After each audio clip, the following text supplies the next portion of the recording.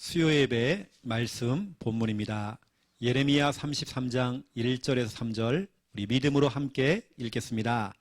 예레미야가 아직 시대 뜰에 갇혀 있을 때에 여호와의 말씀이 그에게 두 번째로 임하니라. 이르시되 이를 행하시는 여호와, 그것을 만들며 성취하시는 여호와, 그의 이름을 여호와라 하는 이가 이와 같이 이르시도다. 너는 내게 부르짖으라. 내가 네게 응답하겠고 내가 알지 못하는 크고 은밀한 일을 네게 보이리라. 아멘. 네가 알지 못하는 크고 은밀한 일을 네게 보이리라. 우리가 상상할 수 없는 그 일을 지금 하나님께서는 추진하고 계시고, 여러분 두고 보세요. 우리 교회에 하나님 주실 이 응답, 크고 은밀한 일. 여러분 한 달 동안 여러분 가문을 두고 캠프할 때에 여러분 가문과 여러분 집안에 일어날 그 크고 은밀한 그 일, 여러분 기대하시기 바랍니다. 여러분 개인과 또 여러분 사업 속에 또 결혼을 준비하는 우리 청년들 다 마찬가지입니다. 하나님께서 알지 못하는 크고 은밀한 일을 이게 이제 보이리라 약속하신 겁니다. 우리 그냥 말씀대로 그냥 약속을 여러분 편안하게 약속으로 딱 잡으면 되는 겁니다. 오늘부터는 지금 우리 개인 양육 교재 3권 세 번째 교재죠. 그러한 중에 오늘은 이제 기도에 대한 부분들을 좀 설명할 건데요. 오늘 제목은 저와 여러분이 기도할 때, 기도를 안 해서 문제지 기도할 때 일어나는 일.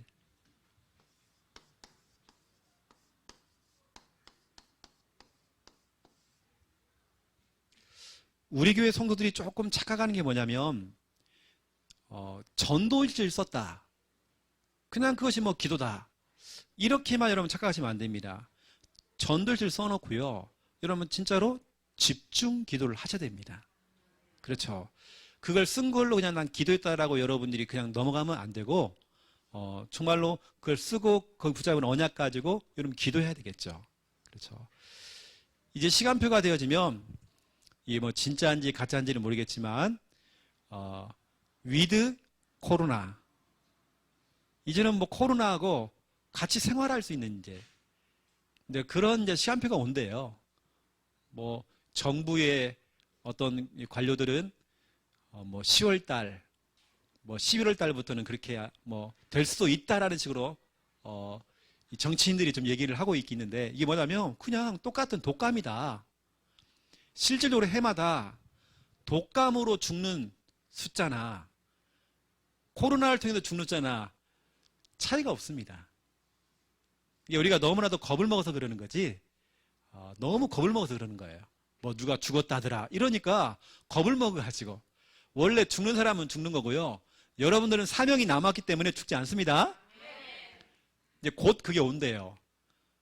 그래서 이제 그렇게 되어지면 이제 좀 뭐든지 이제 좀 자유롭게 좀 되어지고, 단 뭐 마스크 끼는 거 실내 안에서는 그것은 뭐 계속 해야 되는 것이고, 이제 곧 그게 온다고 하니까 또 기대를 좀 해야 될 것 같습니다. 편안하게 우리가 좀 예배가 될 수 있도록. 그렇죠.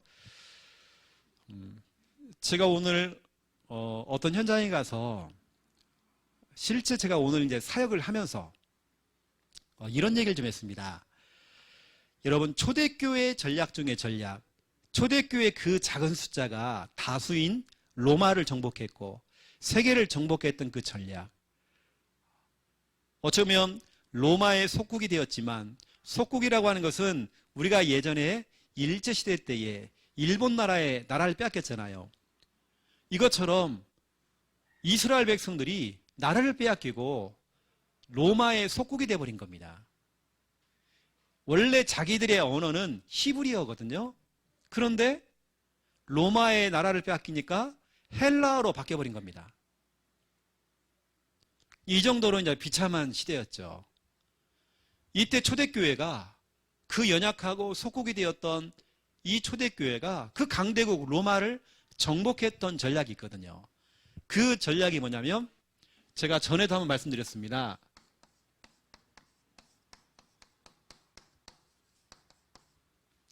날마다 전략.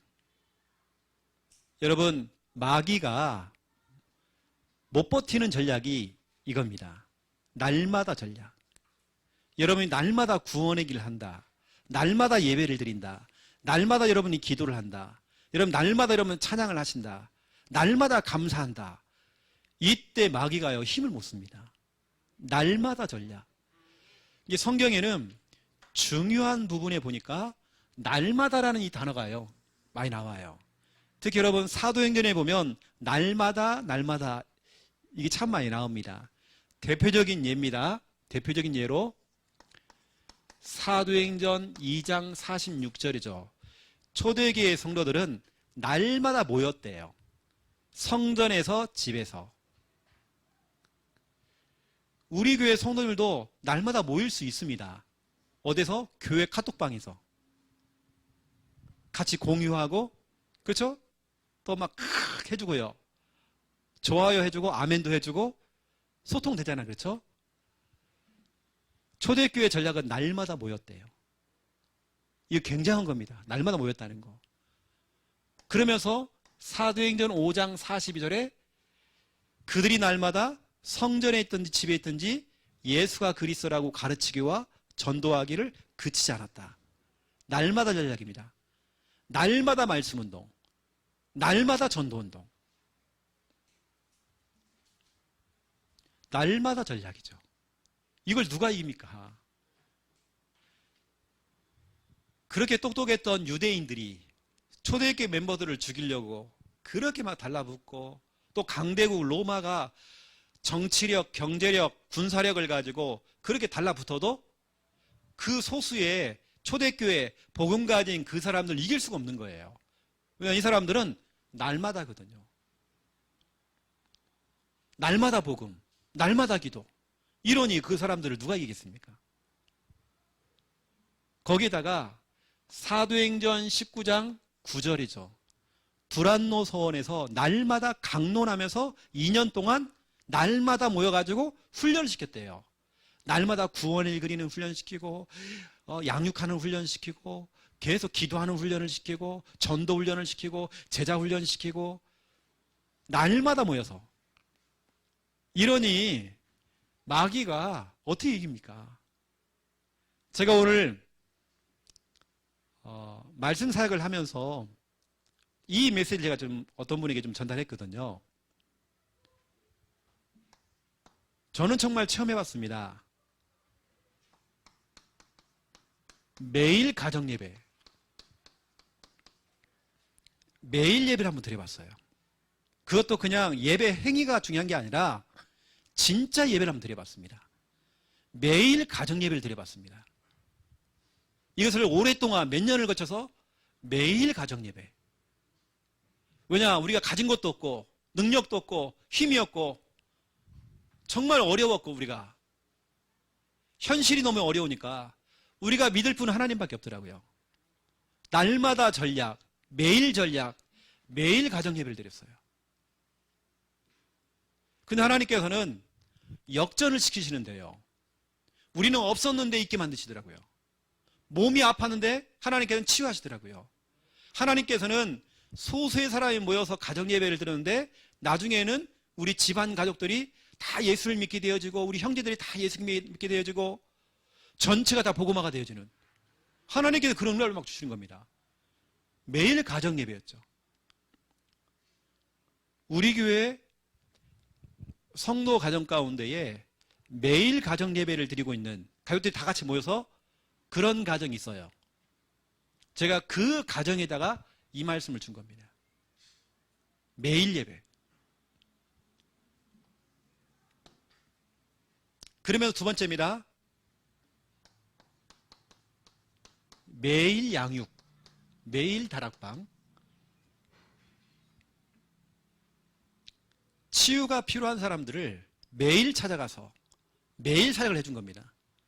제가 만난 사람들은 거의 뭐 귀신 들린 사람들, 정신병자들, 이런 분들, 좀 심각한 사람들, 영적으로 굉장히 시달리는 사람들, 환청환상 보이고 막 자살하려고 하는 사람들, 이런 사람들 그냥 놔두면 안 되잖아요. 매일 양육. 매일 찾아가서 매일 했습니다. 여러분, 초대교회 전략은 일주일에 한 번씩 하는 양육이 아니었습니다. 매일 사역했습니다. 매일 말씀 운동. 이러니 매일 들어가서 매일 복음을 전하고 매일 같이 기도해주고 매일 하나님의 사랑을 전달했더니 이 사람이 치유가 되기 시작하는데요. 완전 돌았던 정신병 환자가 한 달도 안 돼가지고 이 사람이 완치가 되더라고요. 매일 붙었더니. 귀신 들린 사람이, 이분은 막 귀신에게 너무 시달려요. 매일 찾아갔죠. 어떻게 하는지 아세요? 헛구역질을 해요. 자기가 하고 싶은 게 아니라 귀신이 으악 으악 이래요. 막 식은땀을 흘리고, 방에다가 문고리에다가요 염주를 갖다가요 엄청 걸어, 내가 볼 때는 100개 넘게 걸어놨어요. 그래서 우리가 염주만 걷어내는데 푸대자루로 2푸대 그렇게 다 걷어냈습니다. 이런 사람이 복음을 전해가지고 매일 찾아가서 헛구역질 하면서 막 귀신 들리는 그 사람, 정신문제가 많은 사람, 초조하고 막 불안해가지고 막 이런 사람들, 이 사람이 딱 귀신이 들리니까요 밥을 못 먹더라고요. 왜냐면 막 자꾸 넘어오려고 이게 으악 이래, 으악 이렇게. 매일 찾아갔죠. 그분도 치유가 되고 그 남편도 치유가 되고. 알고 봤더니 이분들이 어떤 분이냐면 예전에 큰 사업을 했던 사장님이더라고요. 예전에 사장님은 뭐합니까? 영적 문제 와갖고 정신 문제 와가지고 그 시달리고 있는데, 근데 매일 찾아갔죠. 매일 양육. 이러니 제가 결론을 말씀드리면 딱 이랬더니요, 진짜로 마포자, 마귀가 포기하고 가더라고요. 저와 여러분은 마포자입니다. 마귀가 포기한 사람입니다. 마귀가 여러분을 볼 때, 우리 아영이를 볼 때 징글징글한 거예요. 매일매일. 여러분 잘 모르겠지만 우리 청년부에서요, 우리 용현이가 매일 구원에 막 올리고 있거든요. 청년부 카톡방이 있습니다. 혜진이가 얘기해 주는데, 혜진이가 밤 늦게 끝나고 오거든요. 피곤해가지고 막 죽겠는데요. 누나방에 가고요. 왜 구원에길 안 그래요? 막 자꾸 쫓는데요. 피곤해 죽겠는데. 청년부 가운데 구원에길 안 그런데. 제가 얘기 들었어요. 그러니 마귀가 포기할 수밖에 없죠. 여러분 그렇게 만들어버려야 됩니다. 저도 진짜로 우리 가정이 밑바닥까지 갔었는데, 날마다 전략, 매일 예배, 이게 저한테는 굉장히 응답, 제가 증인이에요, 증인. 제가 이 응답을 받아봤어요. 여러분 어떤 귀신 들린 사람이나 영적 문제 심각한 사람들, 이런 사람들 진짜 붙들고 정말 딱 한번 해보세요. 어떤 일이 정말 벌어지는지.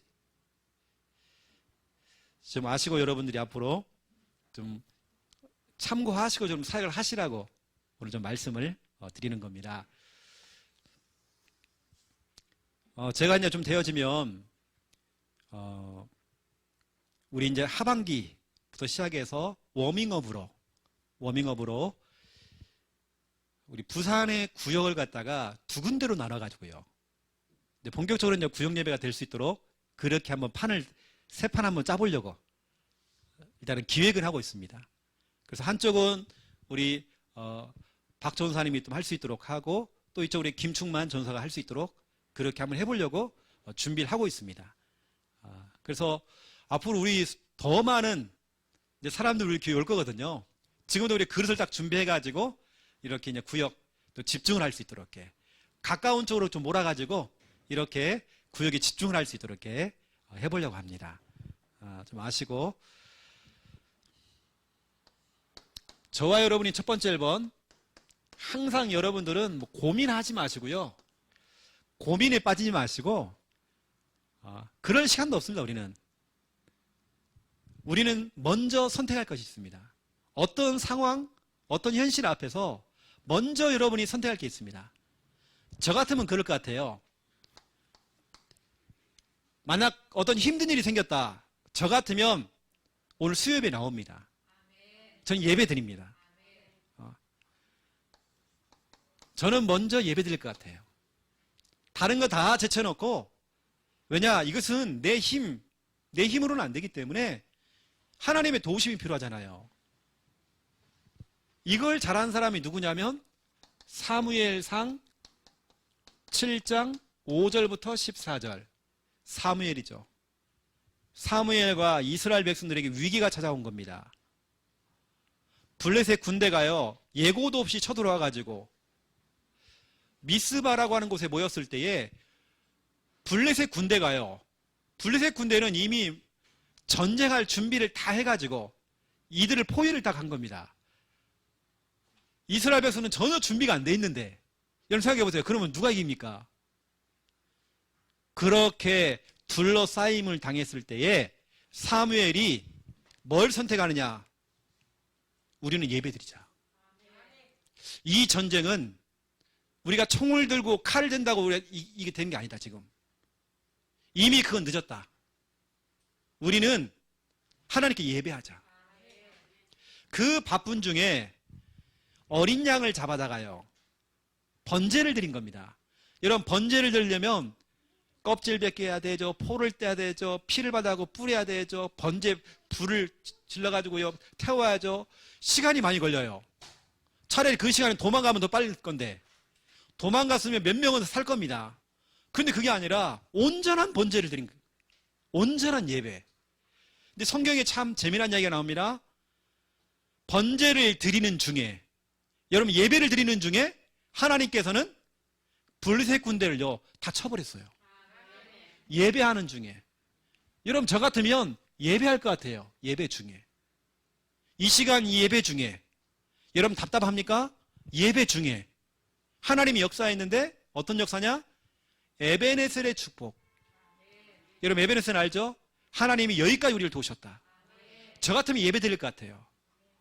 내가 10시간, 100시간을 공부하는 것보다도 내가 한 번 예배 드렸는데요, 하나님께서 수많은 이 창의력과 엄청난 지혜를 주시고 암기력을 주시고 내 세포를 막 깨워가지고요, 엄청난 하나님께서 많은 걸, 그렇죠, 내 지혜를 발휘할 수 있는, 그렇죠, 그렇게 만든다니까요.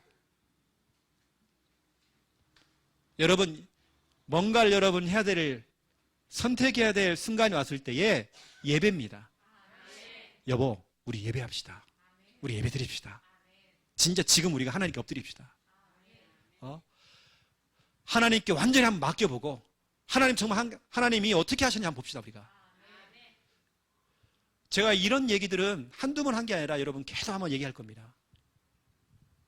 왜냐, 제가 하고 있는 부분이기 때문에 여러분에게 말씀을 드린 겁니다.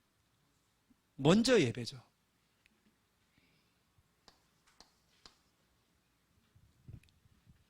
저도 가장 영적으로 힘을 얻는 시간이 언제냐면 정말 예배하는 시간입니다. 전 해보니까 오히려 사역을 쉬는 것보다도요, 사역을 하면서 저는 힘이 나고, 힘이 나니까 다 넘어서겠더라고요, 나는요. 그리고 저 같으면 먼저 기도를 선택할 겁니다.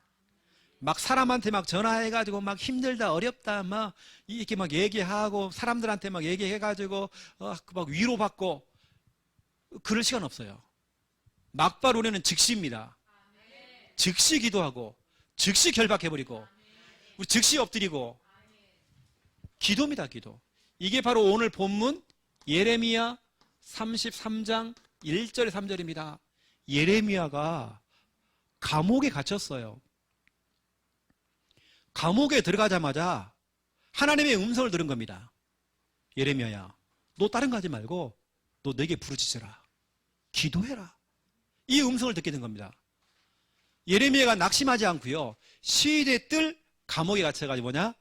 기도를 하기 시작하는 겁니다. 이때 하나님이 약속했죠. 너는 기도해라. 일을 행하시는 여호와, 일은 내가 할게. 너는 기도해. 너의 자녀 문제는 내가 책임질게. 저는 지금 제가 기도하는 부분 가운데 지금 점점 가까워지고 있는 응답들이 저는 보이거든, 지금요. 아까 우리 불렀던 이 찬양 있죠? 이 찬양을 지으신 분. 저는 지금 점점 가까워지고 있거든요.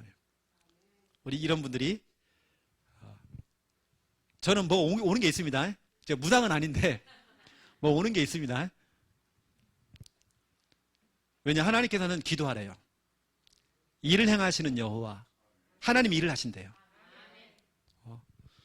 이제 곧 올 것 같아요, 볼 때는. 여러분, 두고 보세요, 한번요. 너는 내게 부르짖어라. 내가 일을 할게. 그것도 네가 상상할 수 없었던, 네가 알지 못하는 크고 은밀한 일, 크고 은밀한 일, 그거 보여줄게. 그래서 여러분, 먼저 정말 선택할 것들. 힘듭니까? 예배. 여러분, 급한 일 있어요? 급할수록 예배드리고 기도하세요. 오늘 예레미야 가요. 여러분, 여기서 말하는 크고 은밀한 일이 뭡니까? 4절부터 9절까지 쭉 나옵니다. 그 중에 5절까지 보면 내가 너의 모든 죄를 용서할 것이고, 6절에 내가 너를 치료할 것이고, 7절부터 쭉 보면 그 포로에서 풀려날 것이고, 8절, 9절 쭉 보니까 네가 세계 열방 앞에서 나의 기쁜 이름이 될 것이다. 네가 받은 그 복과 네가 받은 그 평안 때문에 저 불신자들이 무서워할 것이다. 아, 우리 현세의 현성이를 건들면 큰일 나겠구나. 왜냐, 여호와께 복을 받고 있고 여호와께 저들에게 정말 평안을 주고 있구나. 그러면서 불신자가 두려워한대요. 잘못 건들 때는 큰일 나겠구나. 여러분, 그래서 이스라엘 백성들이 포로로 끌려갔다가 풀려나왔잖아요. 왜냐, 이들을 잘못 건드렸다면 큰일 날 뻔했어요. 그게 풀려나온 겁니다.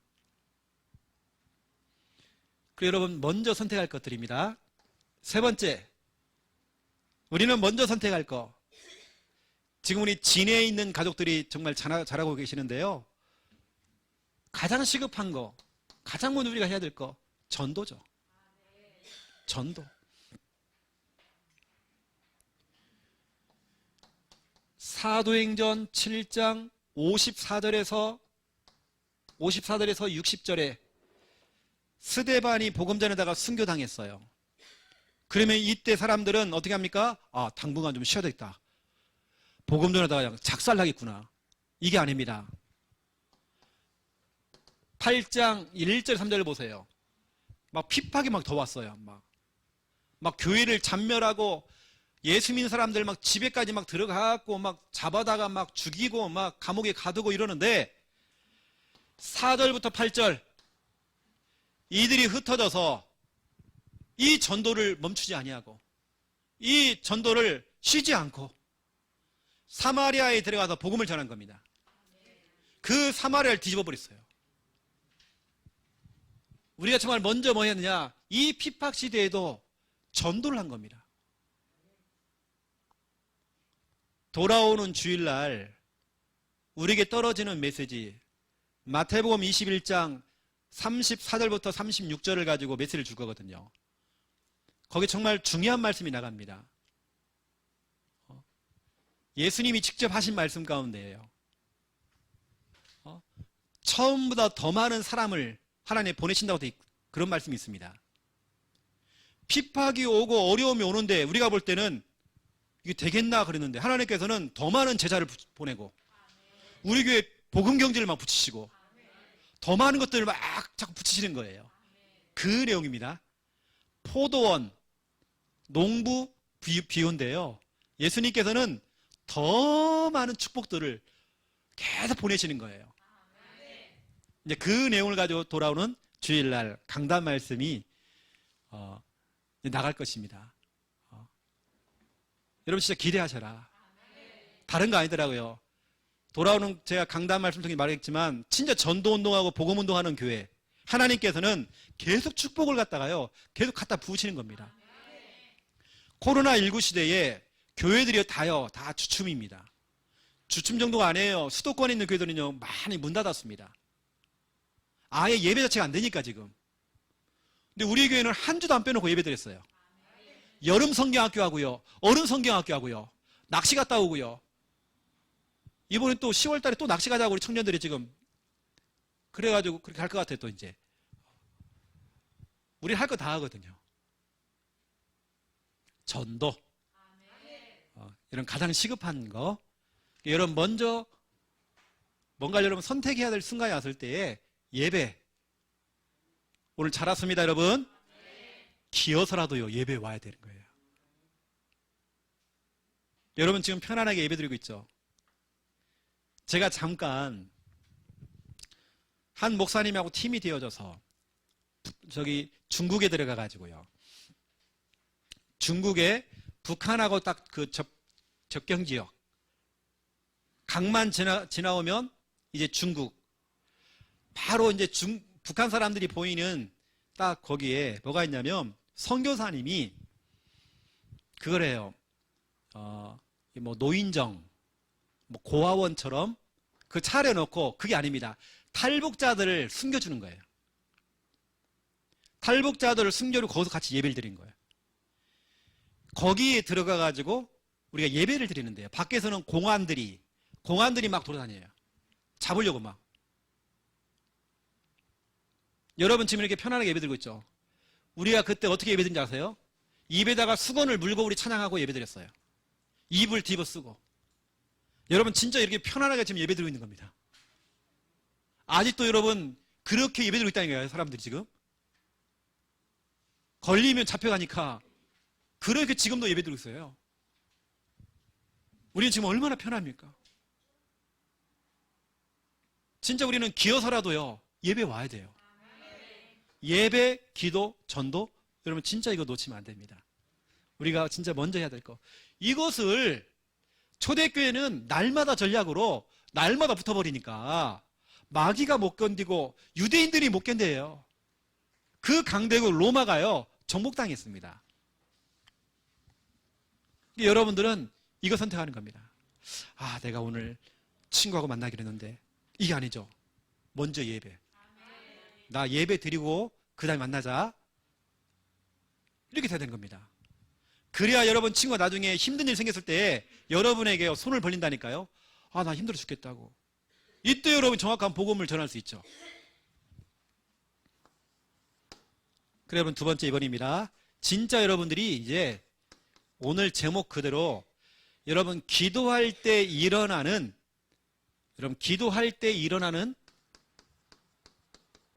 그런 일들을 제가 성경을 가지고 확인시켜 드릴게요. 이게 소설이 아니라 실제 여러분이 기도할 때 일어나는 일들. 가장 먼저 1번, 하나님의 영이신 성령, 그리스도의 영이신 성령께서 역사를 하시죠. 여러분 기도할 때 역사라는 뜻은 뭐죠? 일을 하신다는 겁니다. 성령이 일을 하신다는 겁니다. 여러분이 기도할 때 성령께서 일을 하십니다. 여러분이 얼마나 연약하고 여러분이 얼마나 약하고 부족한지 다 알고 있어요. 그래서 이 성령께서 여러분의 연약함을 도우신다라고. 여러분의 연약함을 도우신대요. 이게 바로 로마서 8장 26절입니다. 때로는 여러분이 힘든 줄 알고, 때로는 성령께서 두 번째로 여러분에게 피할 길을 주시죠. 하나님 피할 길을 주십니다. 고린도전서 10장 13절이죠. 하나님께서 감당할 수 없는 문제, 감당할 수 없는 시험이라고 한다면 피할 길을 분명히 주시죠. 성령께서는 여러분의 연약함을 도우시고 또 피할 길을 허락하십니다. 성령은 역사하십니다. 일을 하십니다. 여러분의 연약함을 알고 있어요. 제가 말씀드렸잖아요. 로마서 8장 26절, 27절에 보니까 이 성령께서는 우리의 연약함을 도우시는데 어떻게 하느냐? 우리는 영이 통하기 때문에요. 서로를 위해서 기도하도록 만들어줘요.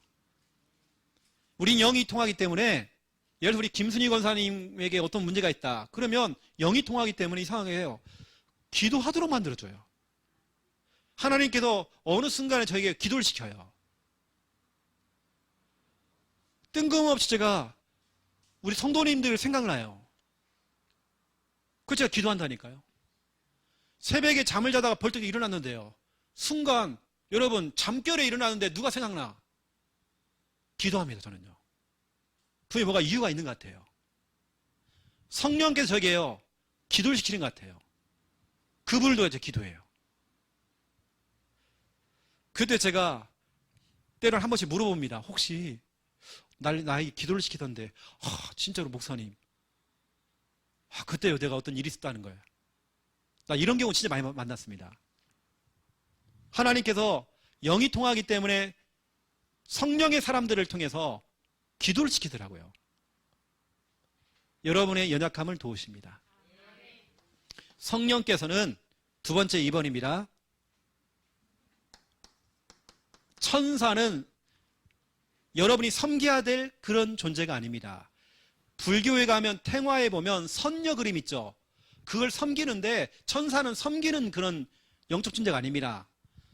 천사는 저와 여러분을 돕는 영적 존재예요. 천사의 도움이죠. 이 천사가 시 공간을 초월해서 여러분을 돕습니다. 하나님께는 하늘 군대 천사를 보내사 여러분을 둘러 진을 치고 여러분을 돕죠. 여러분이 기도할 때마다 그 기도가 하나도 땅에 떨어지지 않도록 성경에 보면 사닥다리가 나와요. 사닥다리. 오르락 내리락 하면서 여러분의 기도를 다 받아가지고 하나님께 심부름합니다. 심부름. 이게 바로 요한계시록 8장 3절부터 5절이죠. 심부름을 합니다. 하나님께서는 주의 천사를 통해서 여러분의 그 기도를 심부름하는 거죠. 어떤 천사는 졸고 있어요. 왜 여러분이 기도 안 하니까. 이 천사가요 어떻게 하느냐, 여러분 위기가 왔을 때 여러분이 정말 기도할 때 여러분이 직접 싸우고 여러분이 직접 정리를 하는 게 아니라 하나님 주의 천사를 보내서 교통정리를 다 하시더라고요. 교통정리. 이게 뭐냐면 이사야 37장 26절 36절입니다. 히스기야가 기도할 때에 아수르 군사 18만 5천 명을 원수를 갖다가 18만 5천을 단번에 꺾어버렸어요. 다 정리했습니다. 그래서 우리가 아영이 혼자서 18만 5천 명을 상대해야 돼. 근데 뭐였냐면 기도하는데요 하나님 주의 천사를 보내사 18만 5천을 갖다 다 정리해버린 겁니다. 이것이 소설이 아니잖아요. 하나님 역사하신단 말이에요. 여러분 기도라고 하는 것은 성령의 역사, 천사의 도움, 거기다가 세 번째, 여러분이 기도할 때 어떤 일이 벌어지냐, 영적인 존재 이 흑암이 못 견딥니다. 이 흑암이 못 견디고 떠나가는 거죠. 저는 오늘 제가 말씀드렸지만 이런 부분들을 특별 기도를 통해서도 할 수 있지만 또 금식 기도를 통해서 할 수 있겠지만 가장 좋은 방법, 날마다 전략, 매일 전략으로 한번 붙어보는 겁니다. 흑암이 진짜로 못 견딘다니까요. 여러분 가정에는 얼씬도 못하도록 그렇게 만들어버려야 돼요. 여러분들이 진짜로 기도할 때 어떤 일이 벌어지냐면 귀신이 여러분에게 이렇게 한대요. 항복한다라고 성경은 기록되어 있어요. 항복한다. 누가복음 10장 17절 주의 이름이면 귀신들도 항복하더이다. 항복이라고 하는 것은 내가 졌어. 마이가요 이제 졌대요. 아, 진짜로 기도하는 사람 못 말려. 그래서 이런 말이 있어요. 무릎을 꿇으면 무릎을 딱 꿇잖아요. 고개를 숙이고 무릎을 꿇으면 두 종류가 떠나간대요. 첫 번째는 개가 떠나간대요. 개가 왜 떠나가냐면 돌 주워가지고 던질까 봐. 또 한 존재 누구냐? 마귀. 왜냐? 기도하는 줄 알고요. 기도할 때 마귀가 떠나갑니다. 항복해버려요. 흑암이 무너져 버리죠. 여러분들 명절 가문 캠프를 두고 여러분 기도 많이 심어놓으세요. 하나님께서는 오늘 보세요. 크고 은밀한 일, 여러분 부모님이, 시부모님이, 여러분 형제가 어떻게 변할지는요, 그거 진짜 모르는 일입니다. 하나님 어떻게 역사하는지.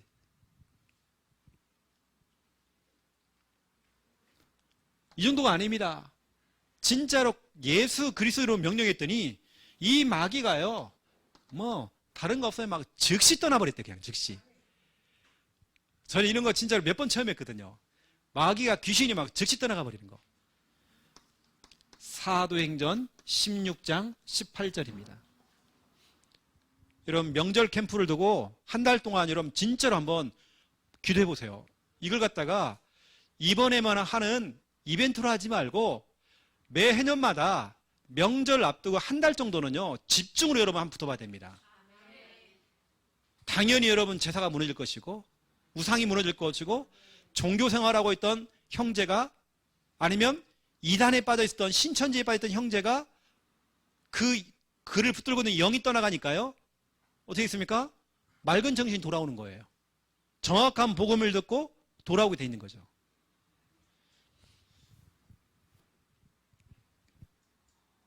여러분 좀 이런 부분들 아셔야 됩니다.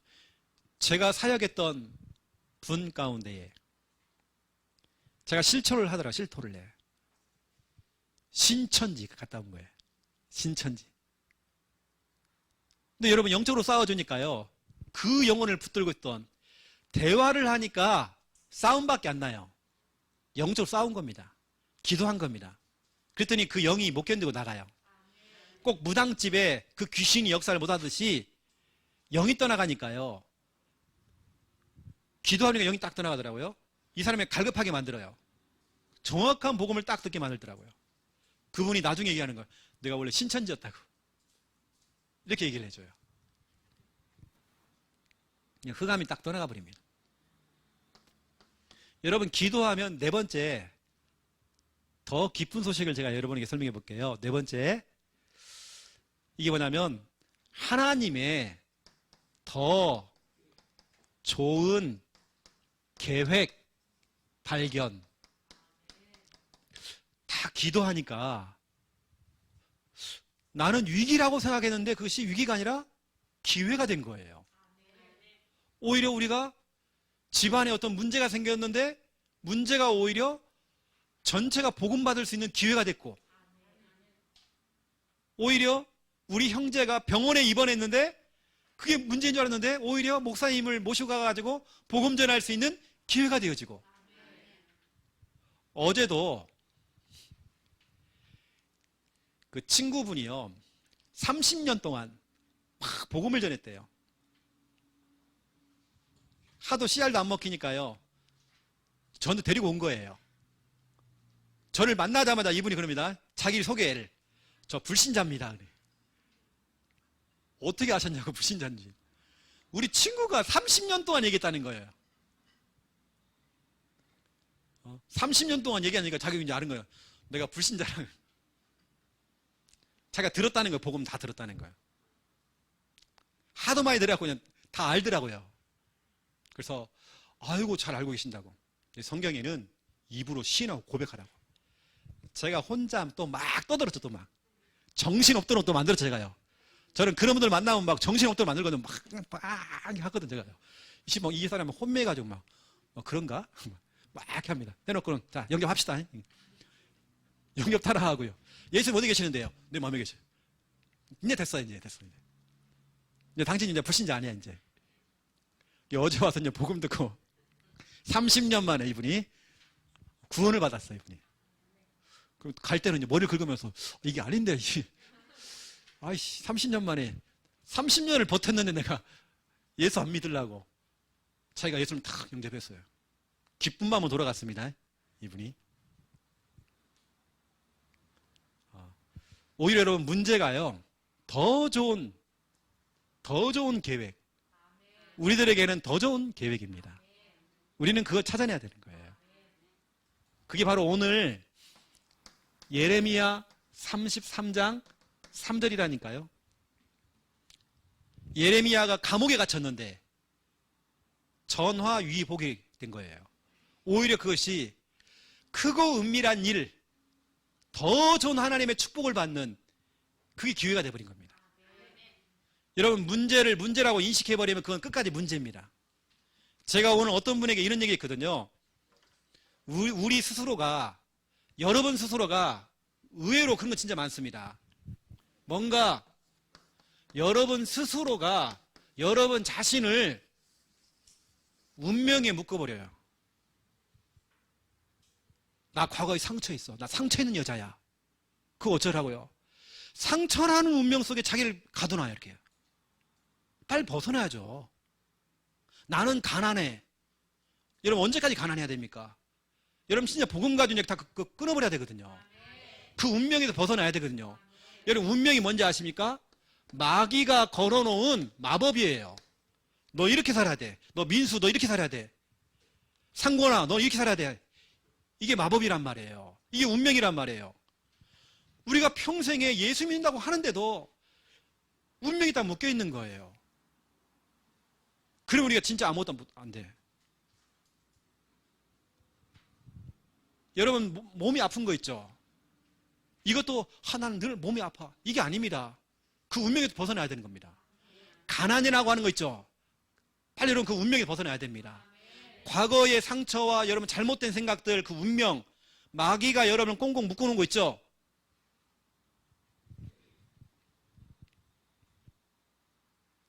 현세야, 나는 반장할 수 없어.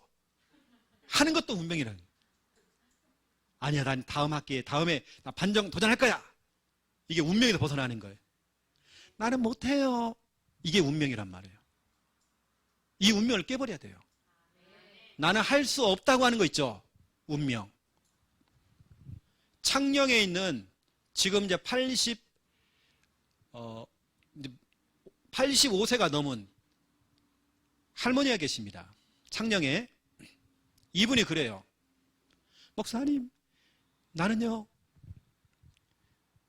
우리 남편이 자기를 속여가지고, 쉽게 말하면 둘째 마누라, 첩으로 자기를 들였다는 거예요. 첩으로. 결혼을 해보니까 자기가 첩이야. 결혼을 했는데 자기는 집으로 안 들이고요, 처마 밑에서 쭈그려 앉아 자고 외양간을 자고, 그리고 애를 낳았는데 본처 자녀들은 이렇게 잘해주는데 자기가 낳은 자녀들은요 무시하고 이렇게 일을 하는 거예요. 근데 자기는 이제 공부를 못 배운 거예요. 글씨를 못 배웠다고 이거 있죠. 만나면 늘 자기 상처 이야기합니다. 자기 남편에게 받은 상처, 공부 못 배운 그 상처. 언제까지 그 상처라고 하는 그 운명이 묶여가지고 언제까지 그래야 돼요? 그 우리 김미아 사모가요, 어땠는지 아세요? 글씨를 가르쳤어요. 기역, 니은 하고 가르쳤어요. 85세 할머니 가르쳤어요. 하니까 하기 시작하더라고요. 자기가 처음으로 자기 이름을 자기가 썼어요. 헌금 봉투에다가, 감사헌금에다가 자기 이름을 딱 쓴 겁니다. 그 이름이 뭔지 아세요? 조정. 여러분, 조정 집사님 있죠? 조정. 자기 이름을 자기가 쓴 겁니다. 사람들이 왜 날 자꾸 무시해? 무시했다는 거예요. 누가 무시해요? 본인 스스로가 늘 그 느끼는 거예요. 상처. 그 운명에서 벗어나야죠. 누가 무시해요? 본인 스스로가 막 무시한다고 생각하는 거예요. 벗어나야죠. 운명. 여러분, 우리는 운명에서 벗어나야 됩니다. 이미 우리는 구원받아서 그 마귀가 주는 운명에서 벗어났지만 내 스스로 어떤 그 생각과 우리 가문을 통해 내려오는 어떤 그 운명에 우리 뭔가 탁 묶여있는 데가요. 나는 아무것도 할 수 없다고 하는 거. 만약에 우리 청년들 가운데에 상향 지원해가지고요, 또 더 높은 곳에 막 도전하려고 하는 우리 청년들 있더라고요. 너무 잘하는 거예요. 저는 응원하거든요. 안 된다 할지라도 도전하는 것 자체가 진짜 멋있는 거예요. 뭔가 우리가 자꾸 어떤 운명에 묶이면 안 됩니다. 나는 항상 이거. 제가 가만히 보니까 노회에서도 미자립 교회를 노회에서 도와줘요. 얼마씩 매달 도와줍니다. 미자립 교회는 늘 미자립 교회라고는 운명이 묶여 있는 거예요. 늘 도움을 받아야 된다는 거. 개척한 지 10년이 넘고 하는데도 지금도 똑같이 노예에서 보조를 받고 있어요. 이거 아니죠. 이거 끊어버려야죠. 늘 그 속에 묶여 있는 겁니다. 한 번은 저보고 대구에서 이제 유목사님 모시고 집회를 하는데 이게 표를 나눠주잖아요. 2만 원씩인가 뭐 받고 이렇게 표를 나눠준단 말이에요. 난 몰랐어요. 최 목사 빨리 오라는 거예요. 지금 뭐 해야 될 일이 있다는 거예요. 나는 막 달려갔죠. 앞에 딱 서가지고 문 앞에 서고 표를 받으라는 거예요. 난 진짜 그런 거 싫어하거든요. 어디 가면 표 받고 표 나눠주고 하는 거. 아, 나 쪽팔려 죽는 줄 알았어요. 딱 하루 하는데. 딱 그거 했더니 점심값, 점심 먹으라고 2만 원을 딱 주더라고요. 나 2만 원 받는데 진짜 엄청 쪽팔렸어요. 나 그 2만 원 주고 왔어요. 나 그런 일인지 몰랐어요. 우리 집회 가면, 유목사님 집회 가면 표 받는 거 있잖아요. 나한테 그걸 시키는 거예요. 나 몰랐다니까요. 그런데 표 받는 분들은 늘 표 받고 있어요. 뭐냐? 식비가 나오니까. 나 그분들 무시하는 게 아닙니다. 한 번은 그 운명에서 벗어나야죠. 언제까 우리가 작은 교회, 미자립 교회, 이거 아니죠. 저는 제 사역이나 목회에서 가장 제가 못 견디는 게 뭐냐? 교회 정체입니다.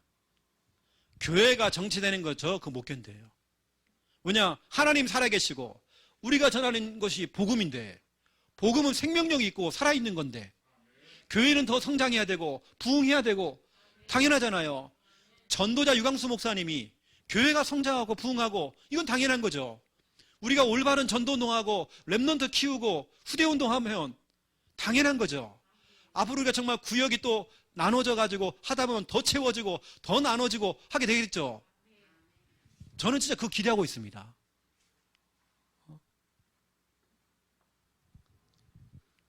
저는 늘 하향지원이 아닙니다. 하향지원이 아니에요. 상향지원이라면 늘 저는 목회도 상향지원입니다. 부산노에 제가 그냥 들어온 거 보이죠? 어떤 어르신 목사님이 저한테 문자가 왔어요. 최 목사가 부산노에 오는 거 너무 다 환영한다. 근데 우려하는 거. 이것은 너무 정치적이야. 혹시라도 그것이 물들까봐. 유 목사님이 그 힘들었잖아요. 어디한테 밥 사줘야 되고, 같이 골프도 쳐줘야 되고, 같이 막 놀아줘야 되고, 이런 거 있잖아요. 그걸 유 목사님 못 하시거든요. 제가 그런 거 못 하거든요, 제가요. 그런 거 막 아부 떨고 막 하는 거 있잖아요. 그걸 좀 하면 좋겠는데, 제가 그런 걸 잘 못해요. 여긴 너무 정치적이라서. 최 목사가 버티겠나? 그런 걸 안 배웠으면 좋겠는데. 저는 정치에 대한 생각이 이것도 없거든요. 저는 뭐 노회장이고 뭐고 이런 거 한 번도 생각해 본 적이 없어요. 저는 그냥 복음운동, 전도운동. 할 거면 노회장 말고 난 총회장 해야죠, 뭐. 할 거면 뭐. 우리 장로님 밀어주시고요. 총회장 해야지. 우리는 상향지원 해야 됩니다. 여러분 마찬가지잖아요. 늘 나 혼자 교회 다니고 이제 그게 아니라 하나님 언제까지입니까? 하나님 우리 온 가족들 정말 복음화 될 수 있도록 여러분 상향 지원해야 됩니다. 여러분 한 달 동안 그냥 기도하지 말고 여러분 가문을 두고 진짜 한번 붙어보시라니까요. 언제까지 이래야 되냐고 우리가요. 그 운명에서 벗어나야죠. 언제까지 여러분들이 부모님 앞에서 부모님이 제사를 지내니까 쩔쩔매고 있고 한 번은 얘기하죠. 아버지 어머니 나와 우리 가족들은 절대로 이제는 제사 못 지냅니다. 더 이상 부르지 마세요. 우리 부르지 마세요. 절대 우리는 못합니다 라고 이 운명 깨버려야죠. 늘 쩔쩔매고 뒤에서 숨고 그게 효도입니까? 효도 아니에요, 그건요. 그거 귀신 불러들이는 거예요. 우리 자녀 망치는 거예요. 당당히 얘기해야 되죠. 귀싸대기 때린다. 맞으면 되죠. 맞으면 되죠. 너 호적에서 판다? 오케이죠, 우리는요. 호적에서 파라고 하세요. 얼마나 좋아요. 다음부터 오지 말아라. 얼마나 좋아요. 오지 말라는데요. 그게 무섭습니까? 한 번은 우리가 당당하게 해야죠. 왜 자꾸 우리가 물러서냐고요? 가가지고 제사 지내는 흉내 내고 있고. 언제까지 그래야 돼요? 아니, 쫓겨나면 쫓겨나는 거죠. 욕 먹죠. 아이, 우리 아버지가 무서워가지고 성격이, 하나님이 더 무서워요. 언제까지 우리가 쩔쩔매고, 언제까지 그 운명에 묶여있고, 이거 언제까지 그래야 됩니까? 당당히 얘기해야죠. 한 번은 정말 얘기해야죠. 엄마 아빠 못하면 손자가 얘기해버려야죠, 그냥. 할아버지 그러면 지옥 간다고. 얘기해야죠. 언제까지 쩔쩔매고 오지 말라고 오면 안 가면 되는 거고. 재산 없다? 필요 없어요, 그런 재산이요. 당당히 얘기해야죠. 우리가 자꾸 뒤로 물러서고 이걸 하나님이 기뻐하지 않습니다. 제가 성구 하나, 여러분 너무 잘 아는 성구지만 하나만 말씀드릴게요. 너무나도 중요한 이 시간표 속에서 말씀을 드리는 겁니다. 히브리서 10장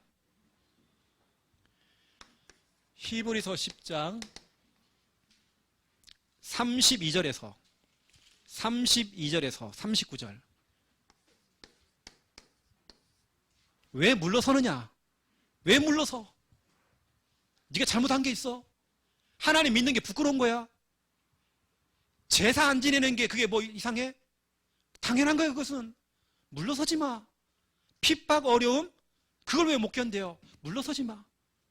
네가 물러서는 거 나 기뻐하지 않아.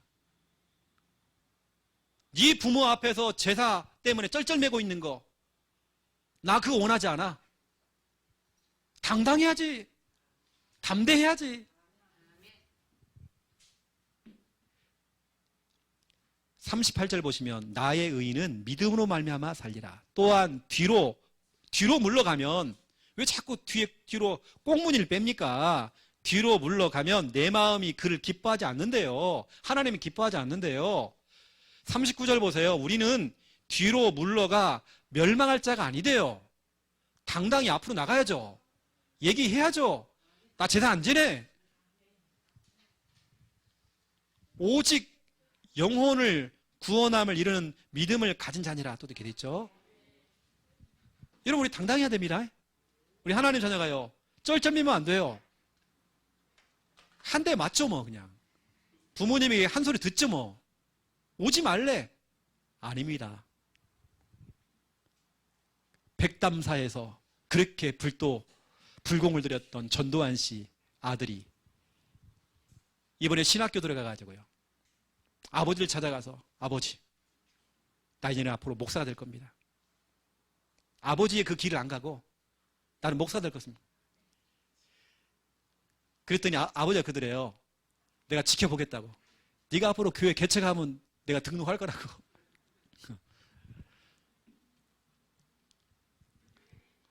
여러분, 당당히 해야죠. 내가 집사다. 아버지 어머니 나 교회 집사예요. 집사가 뭔데? 교회에서 높은 거예요, 높은 거. 목사님 다음이에요. 아, 그래? 나 그 정도는 몰랐다. 나 제사 못 지내, 절 못 지내요. 나 교회 장로예요. 나 권사예요. 그랬더니 이래야죠. 권사가 뭔데? 목사님 바로 밑이라고. 교회 넘버 2라고. 얘기를 해야 됩니다, 여러분들. 당당해야죠. 물러서면 안 된대요. 근데 나중에 보세요. 그게 아닙니다. 오히려 그렇게 반대했던 그 사람이 예수를 믿습니다. 여러분 자꾸 꽁무니를 빼니까 점점 멀어지는 거지. 여러분 아시고 좀 당당하게 얘기해야 됩니다. 자, 기도하겠습니다. 이제는 주 예수 그리스도의 은혜와 하나님 아버지의 그 극진하신 사랑하심과 성령님의 내주 인도 역사 충만하심이 귀한 말씀 붙잡고 기도하며 응답받을 하나님의 귀한 백성들 머리 위에 이제로부터 영원토록 항상 함께 계실지어다. 아멘.